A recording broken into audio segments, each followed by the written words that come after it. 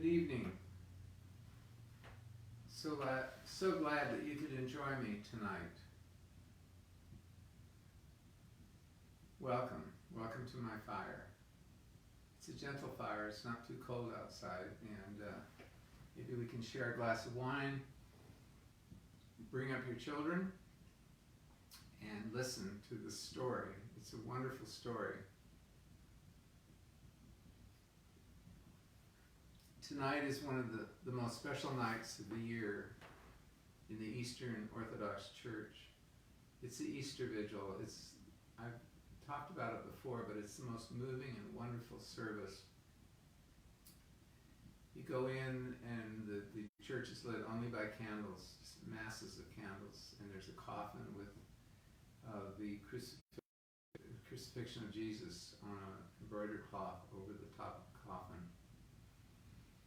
There's beautifully sung chant and liturgy in the mystical light of candlelight. With all the icons around you, it feels like you're surrounded by a crowd. Even if you were the only one there tonight in quarantine, you would be surrounded by a great cloud of witnesses through the icons on the wall. Perhaps that's one way to not feel so lonely tonight while you're in quarantine. The sheltering in place is getting to be really difficult and more difficult each day. As I shared the other night, a friend who's a psychiatrist said that this is getting way too real, and a lot of people give up hope and take on despair. And I'm hoping that these stories tonight will help you to keep your spirits up and to appreciate what God has given you all around you. Lewis knew the love of God in Jesus, and this is a special night. I have a Russians like places to hide things. They have eggs, and then they have these nesting dolls. This is a nesting tower, like the tower in Moscow. It's all hand painted. I have some other things here which I will show you that relate to Eastern Orthodox Easter, just as a way of refresher. And as we go through the evening, I want to show you, I love to offer you a taste. This is my Easter basket for this week. When you go to the Easter Vigil, everyone brings a basket with a candle and special Pascha bread, colored eggs, and other things. They put them down in the downstairs social hall. And then the priest, after midnight and after the Easter Vigil is done and Christ is risen, they have all their baskets blessed. I wish I could show you the still I have of all the candles in the baskets being blessed. It's just an amazing sight.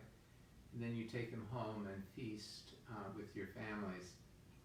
I have to thank my friends Jess and Sandy for the wonderful French caramels that make the nest, and then underneath it are lots of Hershey Kisses, especially for Easter, in blue and green and pink. And I will give you a kiss at the end of this broadcast. And something new, the eggs in the basket are a little bit similar to the red eggs that are given at the end of the service in Orthodox Easter. These are something new. They are special edition Oreos. They have different patterns on the front, and they're egg-shaped and they're pink.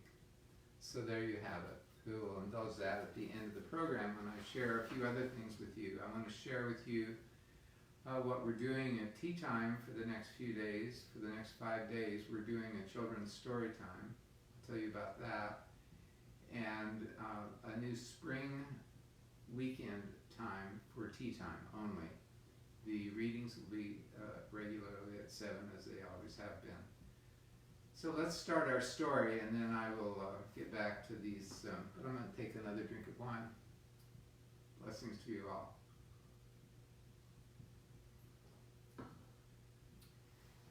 I don't know if you remember last night when we were reading, but we left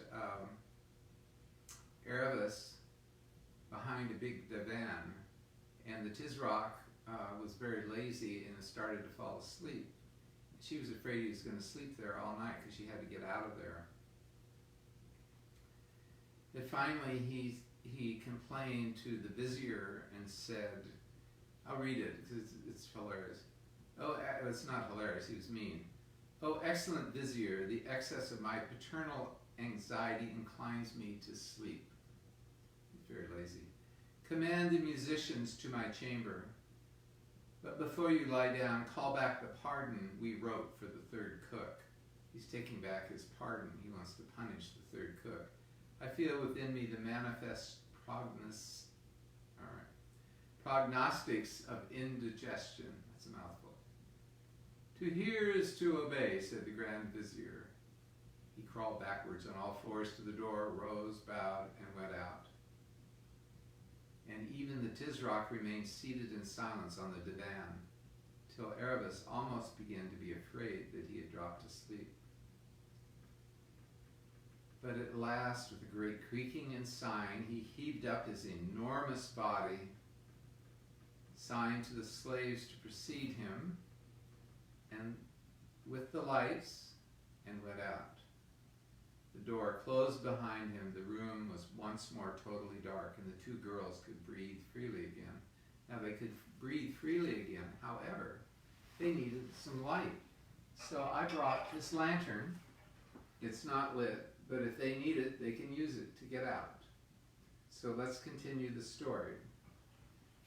Just thought I might need that.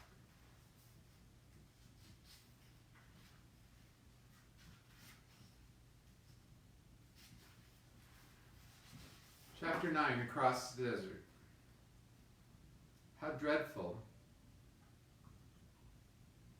How perfectly dreadful, whimpered Lazarline. Oh, darling, I'm so frightened. I'm shaking all over. Feel me.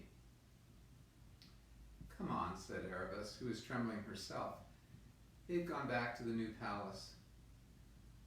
Once we're out of this room, we're safe enough. But it's wasted a terrible time. Get me down to the Watergate as quick as you can. Remember, they're going down to the Watergate.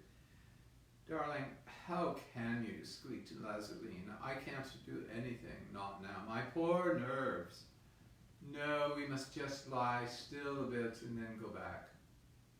Why back, said Erebus. Oh, you don't understand. You're so unsympathetic, said Lazarline, beginning to cry. Erebus decided it was no occasion for mercy. Look here, she said, catching Lazarline and giving her a good shake.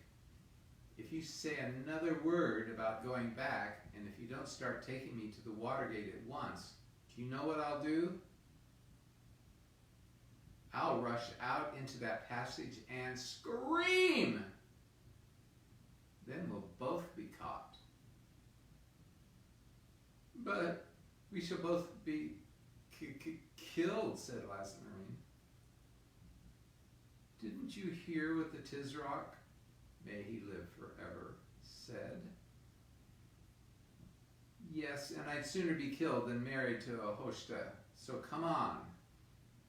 Oh, you are unkind, said Lazarine, and I'm in such a state. Still worried about how she looks. But in the end, she had to give in to Erebus. She led the way down the steps that they had already descended and along another corridor, and so finally out into the open air. What a relief.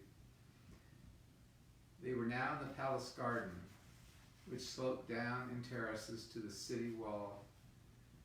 The moon shone brightly. Have you seen the moon the last few nights? It's been really beautiful. Sorry. One of the drawbacks about adventures is that when you come to the most beautiful places, you are often too anxious and hurried to appreciate them. So that Erebus, though she remembered them years later, had only a vague impression of gray lawns, quietly bubbling fountains, and the long black shadows of cypress trees. When they reached the very bottom and the wall rose frowning above them, Lazarline was shaking so much that she could not unbolt the gate. Erebus did it. There at last was the river, full of reflected moonlight and a little landing stage and a few pleasure boats. Goodbye, said Erebus, and thank you. I'm sorry if I've been a pig, but think what I'm flying from. Oh, Erebus, darling, said Lazarine. Won't you change your mind now that you've seen what a very great man Ahoshta is? Great man, said Erebus. A hideous, groveling slave who flatters when he's kicked, but treasures it all up and hopes to get his own back by egging on that horrible Tisroc to plot his son's death. Faugh! I'd sooner marry my father's scullion than a creature like that. Oh, Erebus, Erebus, how can you say such a dreadful thing? And about the Tisroc, may he live forever, too. It must be right if he's going to do it. Goodbye, said Erebus. I thought your dresses were lovely, and I think your house is lovely, too. I'm sure you'll have a lovely life, though it wouldn't suit me. Close the door softly behind you. She tore herself away from her friend's affectionate embraces, stepped into a punt, cast off, and a moment later was out in midstream, with a huge real moon overhead, and a huge reflected moon down, deep down in the river. The air was fresh and cool, and as she drew near the further bank, she heard the hooting of an owl. Ah, that's better, said Erebus. She had always lived in the country, and she hated every minute of her time in Tashbaan. When she stepped ashore, she found herself in darkness, for the rise of the ground and the trees cut off the moonlight. But she managed to find the same road that Shasta had found, and had come just as he had done to the end of the grass, in the beginning of the sand, and looked, like him, to her left, and saw the big black tombs. And now at last, brave girl though she was, her heart quailed. Supposing the others weren't there, supposing the ghouls were. But she struck out her chin, a little bit of her tongue too, and went straight toward them. She's a brave girl. But before she had reached them, she saw Bree and Hwin and the groom. You can go back to your mistress now, said Erebus, quite forgetting that he couldn't until the city gates opened next morning. Here's money for your pains. To hear is to obey, said the groom, and at once set off at a remarkable speed in the direction of the city. There was no need to tell him to make haste. He also had been thinking a good deal about the ghouls. The ghouls are pretty scared, don't you? For the next few seconds, Erebus was busy kissing their noses and patting the necks of Hwin and Bree, just as if they were quite ordinary horses. She remembered they talked. And here comes Shasta, thanks be to the lion, said Bree, talking horse. Erebus looked round, and there, right enough, was Shasta, who had come out of hiding the moment he saw the groom going away.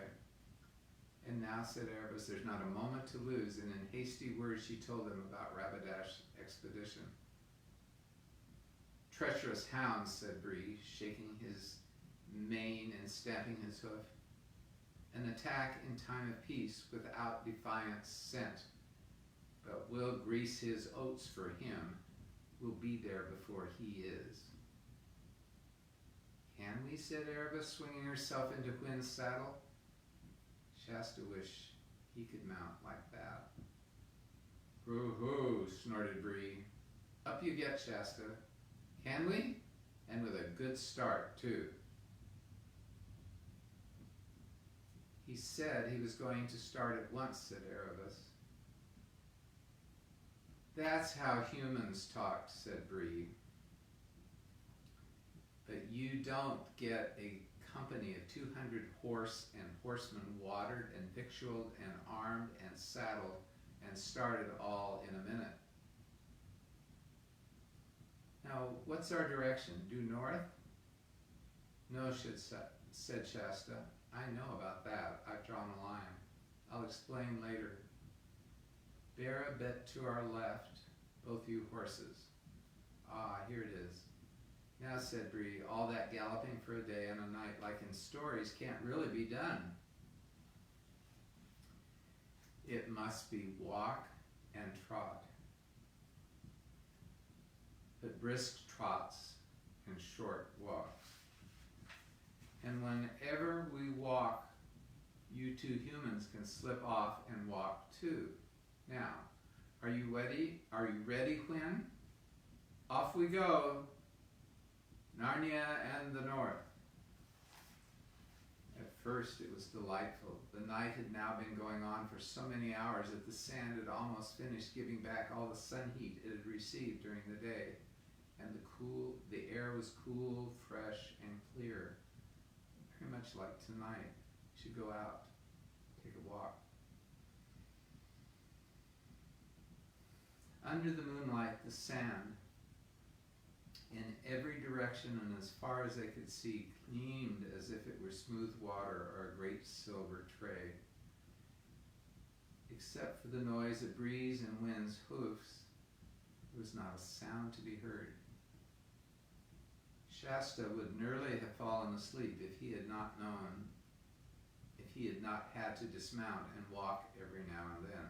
It's a good thing he walked. Fall asleep on a horse, you fall off. This seemed to last for hours. Then there came a time when there was no longer any moon.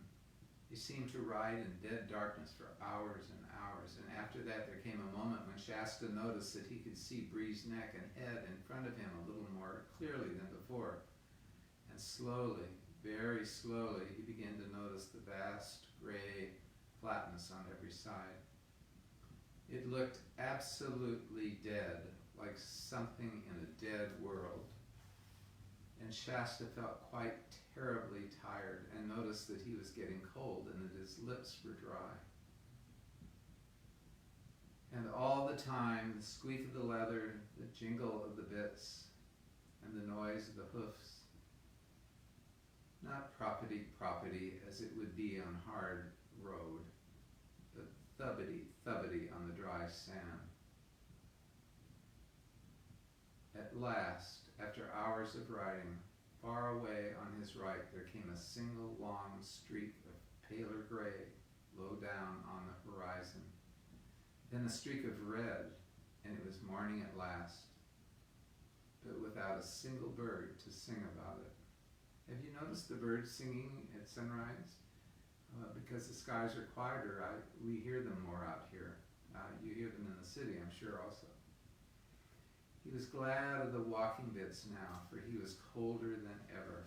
Then suddenly the sun rose and everything changed in a moment. The gray sand turned yellow and twinkled as if it were strewn with diamonds. On their left, the shadows of Shasta and Hwin, and Bree and Erebus, enormously long, raced beside them. The double peak of Mount Pyre far ahead flashed in the sunlight. And Shasta saw they were a little out of course. A bit left, he sang out. Best of all, when you looked back, Tashbend was already small and remote. The tombs were quite invisible, swallowed up in a single jagged-edged hump, which was the city of Tizrak. Everyone felt better.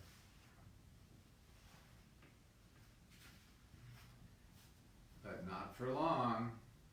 Though Tashband looked very far away when they first saw it, it refused to look any further away as they went on. Shasta gave up looking back at it, for it only gave him the feeling that they were not moving at all. Then the light became a nuisance. The glare of the sand made his eyes ache, but he knew he mustn't shut them. He must screw them up and keep on looking ahead at Mount Pyre and shouting out directions. Then came the heat. He noticed it for the first time when he had to dismount and walk. As he slipped down to the sand, the heat from it struck up into his face as if from the opening of an oven door. Next time it was worse, but the third time, as his bare feet touched the sand, he screamed with pain and got one foot back in the stirrup and the other half over Bree's back before he could have said knife. That's pretty fast.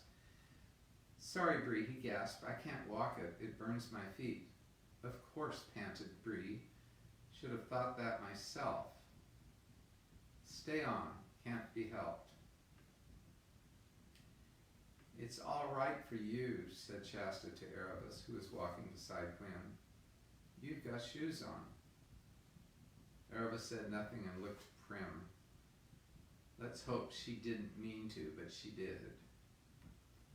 On again, trot, walk, trot, jingle, jingle, jingle, squeak, squeak, squeak, smell of hot horse, smell of hot self, blinding glare, headache, and nothing at all different from mile after mile. Tashband would never look any further away. The mountains would never look any nearer. You felt this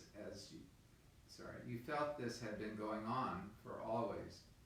Jingle, jingle, jingle. Squeak, squeak, squeak. Smell of hot horse, smell of hot self.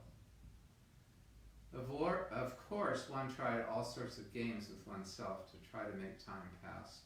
And of course, they were all no good. And one tried very hard not to think of drinks. Iced sherbet in a palace in Tashband, clear spring water, tinkling with dry, earthy sound. Cold, smooth milk, just creamy enough and not too creamy. And the harder you tried not to think, the more you thought of it. You ever had that happen? I have. At least there was something different. A massive rock sticking up out of the sand about 50 yards long and 30 feet high. It did not cast much shadow, for the sun was now very high, but it cast a little. Into that shade they crowded. There they ate some food and drank a little water.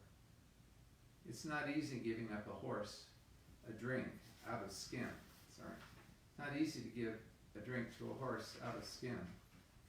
Bottle. But Bree and Quinn were clever enough with their lips. Come on up, Punky. Punky says hello. She's helping me to read. No one spoke. The horses were flocked with foam and their breathing was noisy. The children were pale. Punky heard dinner and came. After a very short rest, they went on again. Same noises, same smells, same glare, till at last their shadows began to fall on their right, and then get longer and longer until they seemed to stretch out to the eastern end of the world. Very slowly the sun drew nearer to the western horizon, and now at last he was down, and thank goodness, the merciless glare was gone, though the heat coming up from the sand was still as bad as ever. 4 pairs of eyes were looking out eagerly for any sign of the valley that Swallowpad the raven had spoken about. But mile after mile there was nothing but level sand. And now the day was quite definitely done, and most of the stars were out. And still the horses thundered on, and the children rose and sank in their saddles, miserable with thirst and weariness. Not till the moon had risen did Shasta, in the strange barking voice of someone whose mouth is perfectly dry, my mouth is dry, I can tell what it's like, shout out, "There it is!" There was no mistaking it now. Ahead and a little to their right, there was at last a slope downward, and hummocks of rock on each side. The horses were far too tired to speak, but they swung round toward it, and in a minute or two, they were entering the gully. At first, it was worse in there than it had been out in the open desert, for there was a breathless stuffiness between the rock walls and less moonlight. The slope continued steeply downward, and the rocks on either hand rose to the height of the cliffs. There's nothing like hot rocks in the desert. I don't know if any of you have been to California, but I've been out in California a lot. And my aunt and uncle had a house in the desert, and I would go through the dry riverbeds in the desert where beautiful wildflowers bloomed after a rain. During a rain, it would flood, and then it would disappear. But those rocks, I can still smell the smell of hot rocks. I'm so glad that Lewis describes smells. We'll talk about that in a little bit. The slope continued steeply downward and the rocks on either hand rose to the height of the cliffs. Then they began to meet vegetation. Prickly cactus-like plants and coarse grass of the kind that would prick your fingers. I have to tell you a funny story. My uncle, on his honeymoon, accidentally sat on a cactus. And so my aunt had to pick out the needles their first night on their wedding. Going on, the horses were nearly at the end of their strength now. Oh, poor horses. And Quinn, stumbling and panting, was lagging behind Bree. They were almost in despair before at last they came to a little muddiness and a tiny trickle of water through softer and better grass.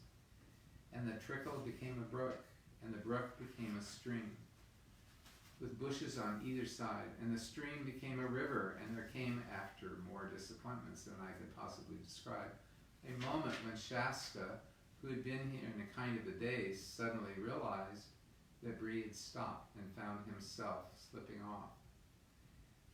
Before them a little cataract of water poured into a broad pool, and both the horses were already in the pool with their heads down, drinking. Oh, said Shasta, and plunged in. He was about up to his knees and stooped his head right into the cataract. It was perhaps the loveliest moment of his life. It was about 10 minutes later when all four of them, the two children, wet nearly all over, came out and began to notice their surroundings. The moon was now high enough to peep down into the valley. There was soft grass on both sides of the river, and beyond the grass, trees and bushes sloped to the bases of the cliffs. There must have been some wonderful flowering shrubs hidden in that shadowy undergrowth, for the whole glade was full of the coolest and most delicious smells. And out of the darkest recess among the trees there came a sound Shasta had never heard before, a nightingale. Everyone was much too tired to speak or to eat. The horses, without waiting to be unsaddled, lay down at once. So did Erebus and Shasta. About 10 minutes later, the careful Quinn said, "But we mustn't go to sleep. We've got to keep ahead of that Rabbitosh." "No," said Bree very slowly. "Mustn't go to sleep. Just a little rest." Punky is shedding. Sorry. Shasta knew for a moment that they would all go to sleep if he didn't get up and do something about it, and he felt that he ought to. In fact, he decided that he would get up and persuade them to go on, but presently, not just yet. Very soon the moon shone and the nightingale sang over the two horses and two human children, all fast asleep. It was Erebus who woke first. The sun was already high in the heavens, and the cool morning hours were already wasted. "It's my fault," she said to herself furiously as she jumped up and began rousing the others. One wouldn't expect the horses to keep awake after a day's work like that, even if they can talk. But of course, that boy wouldn't. He's had no decent training, but I ought to have known better. The others were dazed and stupid with the heaviness of their sleep. You feel like that when you wake up? I do. "Hi-ho, bro-ho," said Bree. "Been sleeping in my saddle, huh?" "I'll never do that again. Most uncomfortable." "Oh, come on," said Erebus. "We've lost half the morning already. There isn't a moment to spare." "A fellow's got to have a mouthful of grass," said Bree. "I'm afraid we can't wait," said Erebus. "What's the terrible hurry?" said Bree. "We've crossed the desert, haven't we?" "But we're not in Archenland yet," said Erebus. "And we've got to get there before Rabbitosh." "Oh, we must be miles ahead of him," said Bree. "Haven't we been coming a shorter way? Didn't that raven friend of yours say this is a shortcut, Shasta?" "He didn't say anything about shorter," answered Shasta. "He only said better, because you've got a river this way. If the oasis is due north of Tashbin, then I'm afraid this may be longer." Well, I can't go on without a snack, said Bree. Take my bridle off, Shasta. Please, said Hwin very shyly. I feel just like Bree that I can't go on. But when horses have humans with spurs and things on their backs, aren't they often made to go on when they're feeling like this? And then they find they can. Oughtn't we be able to do even more now that we're free? It's all for Narnia. I think, ma'am, said Bree very crushingly, that I know a little more about campaigns and forced marches and what a horse can stand than you do. To this Hwin made no answer, being like most highly bred mares, a very nervous and gentle person who is easily put down. In reality, she was quite right, and if Bree had had a Tarkan on his back at the moment to make him go on, he would have found that he was good for several hours, hard going. But one of the worst results of being a slave and being forced to do things is that when there is no one to force you anymore, you find you have almost lost the power of forcing yourself. So they had to wait while Bree had a snack and a drink. And of course Hwin and the children had a snack and a drink too. It must have been nearly 11 o'clock in the morning before they finally got going again. And even then Bree took things much more gently than yesterday. It was really Hwin, though she was the weaker and more tired of the two, who set the pace. The valley itself, with its brown, cool river and grass and moss and wildflowers and rhododendrons, was such a pleasant place that it made you want to ride slowly. So here endeth the lesson of today's reading, and tomorrow we'll do chapter 10, The Hermit of the Southern March. But I would like to share a couple of things. This story reminds me, the description of the gardens in Tashbaan, beautiful gardens, and the description that Lewis gives of the gardens reminds me of a story. When we were first married, it was kind of almost a blizzard, but it wasn't. And it was winter, and the gallery had not been doing well. We felt really discouraged. Business had been down, and we had this wonderful neighbor across the street, Pilar, who was widowed, and she just was a wonderful friend and neighbor. When there was a blizzard, she's the one, I told you the story, when people were stuck in traffic for 8 hours and got no further than a block and a half in front of our house. She got the idea that we could serve coffee to everyone, so we did. And that was a wonderful thing.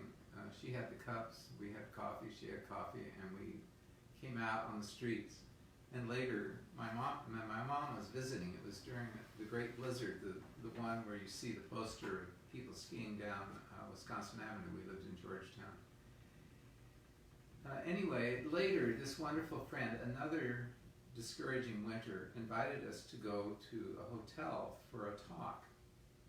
And I can't remember the woman's name. This was back in the 70s. It was the most incredible evening. This woman found out about a writer, and if I can figure out who it is, I don't know how I can, because Twala knew who it was. But there was a woman who lived in, I believe, India or Pakistan, somewhere in there. And she was a noble-born woman. Punky, stop licking the ribbon. She was a noble-born woman and had a beautiful palace and hanging gardens. And there was, somehow, she found God and became a Christian. And then she was persecuted and had to flee her homeland. It may have been because of a war, but she also had to flee because she had converted to another faith. Well, anyway, we went to this hotel not knowing what we were doing, and just because of sweet Pilar. The woman, there was a Texas couple who found out about this lady's story and wanted to do something extravagantly generous and the most amazing evening, and I learned about the extravagant grace and love of God through this couple and this evening.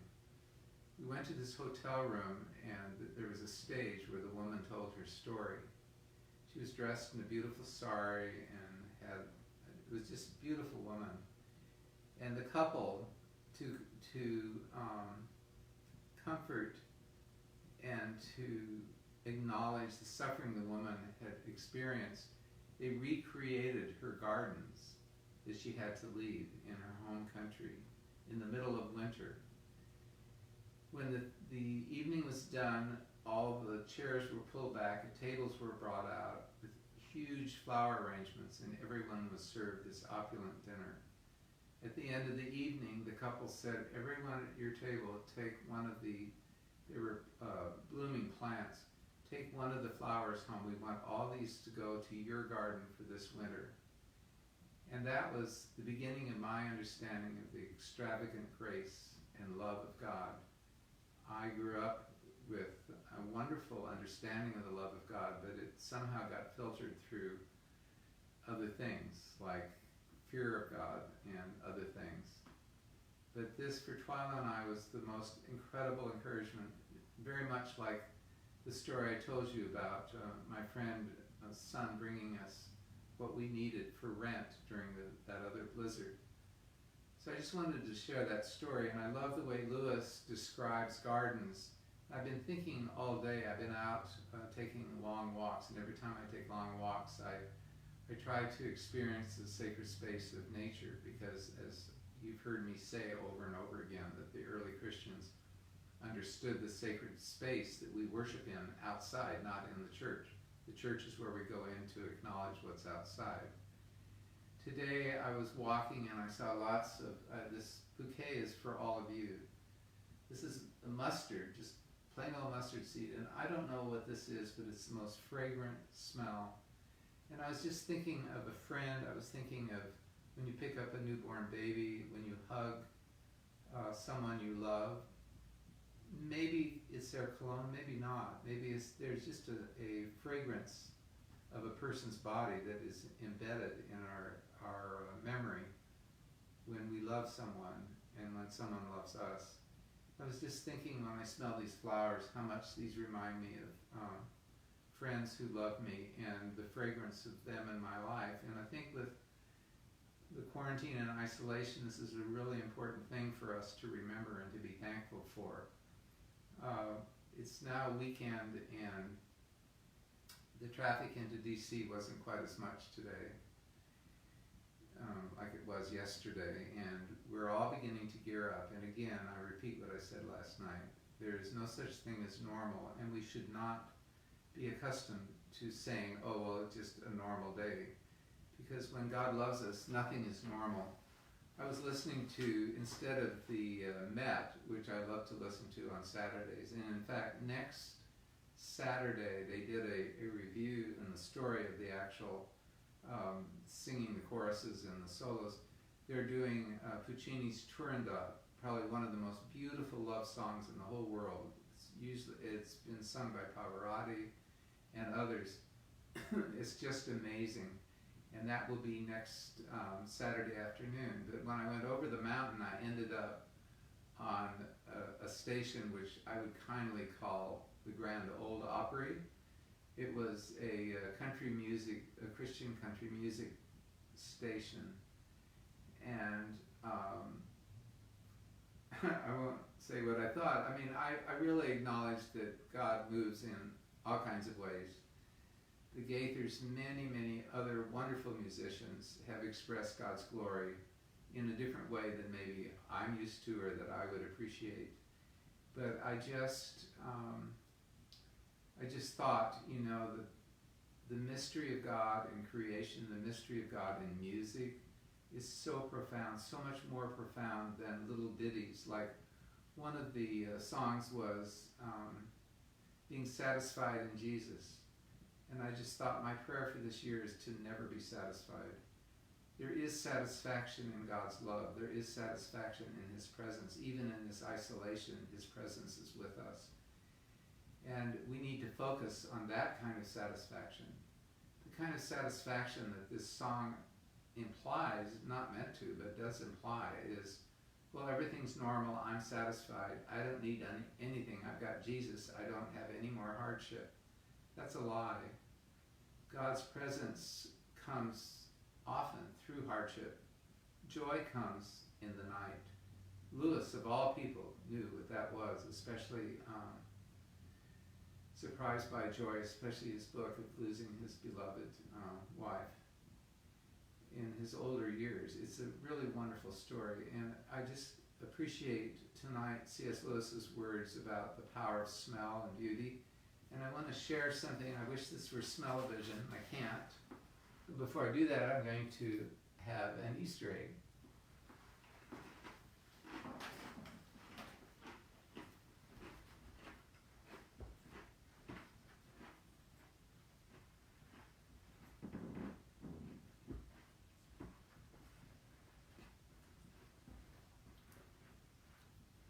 I share this bouquet from my garden for you tonight. This is lilac, and the fragrance is amazing. It's the thing about lilacs and spring flowers. Their fragrance is amazing, pungent and powerful, but they're very fragile, like life is fragile. And as we ponder the fragility of life being in place, let's also ponder the fragrance of our friends and the fragrance of things that are fleeting and temporary. It's not enough to just get satisfied and wait for heaven.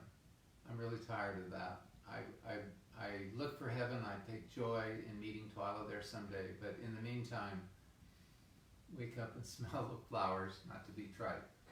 So tonight is one of the most wonderful nights in the Christian year in the Eastern Church, the early Byzantine Church. And I want to remind you of a story, but before I do, I was putting away some of the Easter decorations, not all of them, because it's still Easter. And I found this hand-painted egg. And on the top, my daughter Abigail, when she was really tiny, put Grammy on it, and it was a present to her grandmother, to my mom. And I'd never noticed it before, and I'd hung it, and then when I looked, I saw Grammy written in, so I sent it to her. She was probably about 3 when this was 3 or 4. About the age of the, she's a little bit older because she could write, but she was young, about a little bit older than the portrait I have of her. So in the Orthodox service, at the end of the service, after the go around the church, it's candlelit with a coffin with a cover over the coffin, and then the priest goes out and you do a procession with candles around the outside of the church. And as I told you before, St. Nicholas Orthodox Church on Mass Avenue, we did this one year I was there, and across the street is the Greek Orthodox Church, St. Sophia's. And as we were marching up with long candles lit, St. Sophia's was marching down, around, and back, and we did it both at the same time. When you come back to the church, the doors are locked. The priest does what they call the great knock, which is really something. It's really loud, and it's Christ breaking the bonds of death and coming back to life. And they open the doors, the coffin's gone, all the lights go on, and then there's rejoicing. At the end of the service, everyone gets a red egg. And I told you this before, but I want to repeat it because it's Easter Orthodox. On this egg, I don't know if you can see it. I'm going to bring it up a little bit closer. Maybe on the white one more. I'm going to get the white one.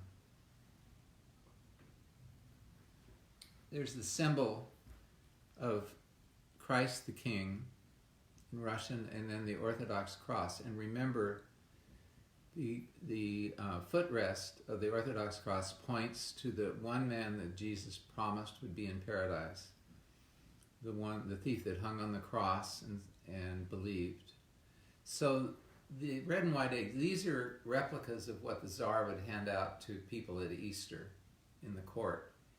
And This is the only pair I've ever seen of them, and I just happened to find them at a Russian monastery the last time I was, not the last time, but next to the last time I was there, 2000 something.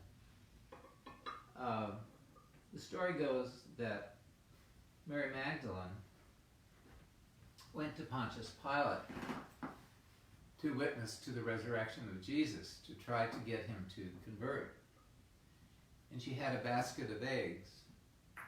She had a basket of white eggs. And when she was standing before him, Pontius Pilate mocked. And he said, Jesus, I can't believe Jesus would rise from the dead. He can't rise any more from the dead than that one of these white eggs would turn red. And the story goes that the egg turned red. And this is a memorial that Christ has risen from the dead. Whether we believe it or not, he has. He has broken death, no matter what the suffering is today, and there is a lot of suffering and death. That he is risen, and he works in suffering to bring hope and glory and joy. So as you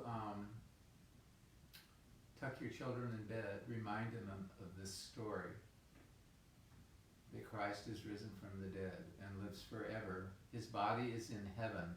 It's not a ghost. And we await his coming again. I look forward to seeing you tomorrow night for the next chapter. And I want to show you one more thing, just for you who have children and who you don't, those of you who don't, I want to, and then before I go, I promise, as promised, I'm going to give you a kiss. Not a caramel, a kiss. Punky, you can't have one. Nope. Punky, go. So, today I started something special. And we've started the tea time on Saturday, Sunday, and Monday only at 4. It's a spring schedule to allow your kids to be outside longer. And I know that you can look at all of these whenever you wish, either on my Facebook page at Glimfeather Hall or on YouTube.com, Glimfeather, Glym, feather, not Glim, like Lewis did. Today we started. This is this book, not this book. This story was written in 1875. I'm going to explore some classic children's books. This is The Little Lame Prince. And I was thinking, the reason I chose this is because there's so many people who are we talk about shut-ins, but this quarantine thing's made that much more real. And there are people that just can't get around. I had to get a battery for some emergency, and I picked it up outside the store, and there was a woman who was a dwarf. That's the only way I can describe her. Really sweet lady. She had a couple of children. She was a school teacher, and she was struggling to figure out how to teach her children online. She was amazing and really bright, and she had come to get her battery charged. And I was just thinking about other people who are lame, like the Little Lame Prince, who can't move around and who are locked in their homes, maybe perhaps have nothing to eat, or if they do, it's very hard for them to get it. And so today I challenge the children, and I challenge you as parents or friends of children to go. I went to Walgreens, and they had 50% off of Easter. People just aren't buying Easter stuff, and a lot was bought, but there's still a lot of really fun things. So my children and I have some mutual friends who have young children. One couple who's been having really a difficult time, and everyone is having a difficult time if you're under 30 at this point, not to mention the rest of us. So it would be great to bring joy to kids that are trapped at home, and that's why I started the children's literature series. And we will read for 5 days, but only the first 3, Saturday, Sunday, and Monday, to have you recuperate from Sunday. Will be at 4, and I encouraged all of them to go get their parents to go out and find these. This is It's hilarious. It's for 3 and above. It's a submarine bubble machine. You put it in the tub and things work, and then it blow. You can make it blow. You can make it blow bubbles. That's one thing. Or it does have. Oh no, sorry. You don't put it in the tub. It has to have a battery. Sorry. It takes batteries, but it actually blows bubbles. It's just hilarious. And I thought that would be really fun for someone in their tub, but not put it in the tub. Let's not do that. Let's go outside and do it. I think that's a better idea. The other I don't have here, but it's they're eggs that you break and they have confetti inside. That should be outside too, so the house isn't a mess. But these are things that are fun to do. And then I thought the bubble machine wasn't quite so Easterly, and then I found something I've never seen before. This is hilarious. You have to you put this in a jar and you submerge it, and it starts to grow, and it keeps growing. Within 12 to 24 hours, the eggshell will break, and the sea creature will begin to hatch. Always make sure the egg is completely submerged.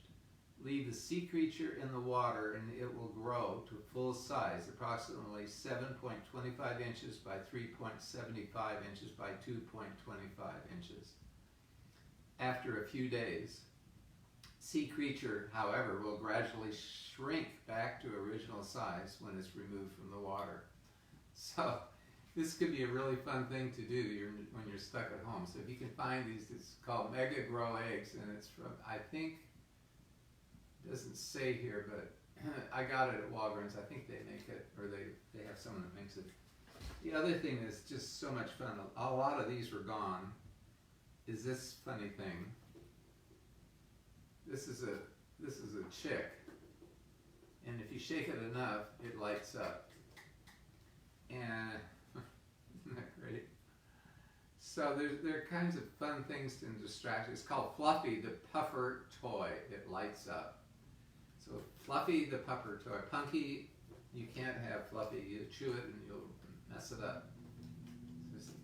Fluffy's not, you have to wiggle it the right way anyway. So there you have it. And then lastly, every day I bring a prop, and like I had the lantern for the story tonight, I brought this cane to show the children. I think I collect canes. I think it's the coolest thing. It's a cane made out of spools, or at least to be made to look like out of spools. I think it actually might be. I can't quite tell. But the yellow, orange, green, red, and green in different sizes are all real yarn, or real thread. It's real thread. Somehow I thought of this yesterday. I was cleaning out and found a tiny scissors I remember from my childhood. That was my grandmother. She was a seamstress, and she'd use it to snip, like sewing on buttons or embroidery and things. And it had a fish engraved on the one of the blades. It's very tiny, delicate scissors. And I believe probably it belonged to my great-grandmother, or my great-grandfather, who was a tailor, and that would have been mid-1800s. And somehow it appeared in a drawer, and I was so thankful to see it again, because I always remember it as a child. Sometimes my mom would clip my hair with it. Speaking of hair, someone called in yesterday and said, "Are you channeling Boris Johnson?" In England, his hair is always wild. Well, I haven't learned to cut hair. I've learned to do some other things. But now I want to let you go. I've been talking too long, and I want to give you a kiss. I'm going to put one and then hand you one.